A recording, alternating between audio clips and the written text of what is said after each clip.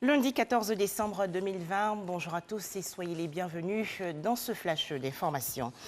Pour commencer, les festivités aujourd'hui en Côte d'Ivoire. En effet, le président de la République, Alassane Ouattara, prête serment, ouvrant ainsi son premier mandat de la Troisième République. Cette cérémonie de prestation de serment se déroule au palais présidentiel dans la commune du Plateau.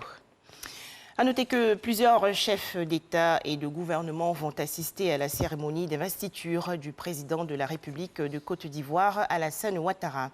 Une première vague est arrivée hier. Il s'agit du président de la République du Ghana, Nana Akufo-Addo, par ailleurs président en exercice de la CEDEAO. De Roch-Marc Christian Kaboré, président de la République du Burkina Faso. De Denis Sassou Nguesso, président de la République du Congo, et de Oumarou Sissoko Embalo, président de la République de Guinée-Bissau.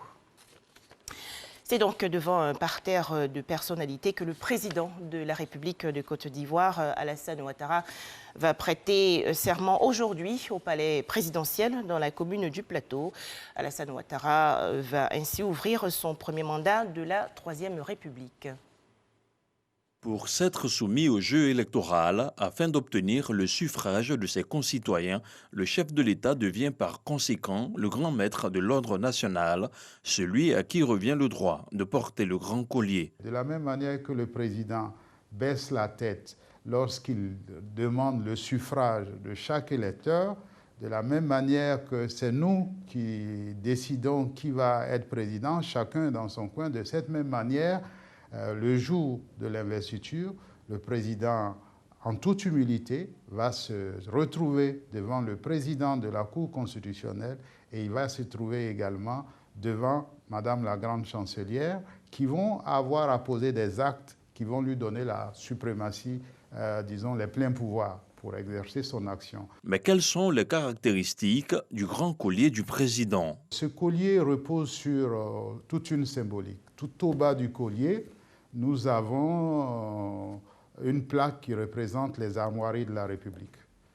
Au-dessus de cette plaque, nous avons deux médaillons qui représentent les sceaux de la République. Nous avons ensuite une chaîne de 8 médaillons, donc ça fait au total 16. Ces 16 médaillons sont imprimés par les travaux, la multitude des travaux qui représentent la vie nationale. Maintenant, au verso du médaillon vont être inscrits les noms des différents présidents qui ont gouverné la Côte d'Ivoire indépendante. En commençant par la gauche, c'est-à-dire dans le sens des aiguilles d'une montre, nous avons donc une remontée. Sur le premier médaillon, vous avez le nom du président Félix Houphouët-Boigny et la date de son règne, suivi d'Henri Konan Bédié, et ainsi de suite. Tant et si bien que sur les 16 médaillons, vous avez une porte ouverte sur la chaîne des présidents qui ont à charge de présider aux destinées de la nation. Vous l'aurez compris, le grand collier du président se veut le symbole de la continuité de l'État. Il n'existe d'ailleurs qu'en un seul exemplaire et demeure une attribution de la Grande Chancellerie. C'est la Grande Chancellerie qui en est la gardienne. À la fin d'un règne, on va nous le donner pour qu'on aille faire incruster la durée du règne. Et parce que c'est vraiment la question de la continuité qui prime dans cela. En conclusion, le grand collier est fait d'or et de vermeil et peut peser jusqu'à 900 grammes. Il n'est pas seulement un objet de décoration, mieux, il récapitule les noms de tous les présidents qui ont servi la Côte d'Ivoire en ayant donné le meilleur d'eux-mêmes et quelle que soit leur obédience. En image, l'actualité hors de chez nous. Le Nigeria, toujours sans nouvelles. Des jeunes lycéens enlevés récemment dans leur établissement scolaire dans l'état de Katsina, dans le nord-ouest du pays. Le président nigérian Muhammadu Buhari a ordonné à tous ses services de sécurité de faire de cette affaire une priorité.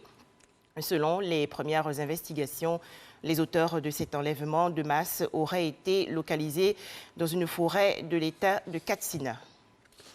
Dernier point sur l'actualité, nous partons aux États-Unis où plus d'un mois après l'élection du 3 novembre dernier, C'est aujourd'hui que les grands électeurs se réunissent pour officiellement voter pour le nouveau président Joe Biden.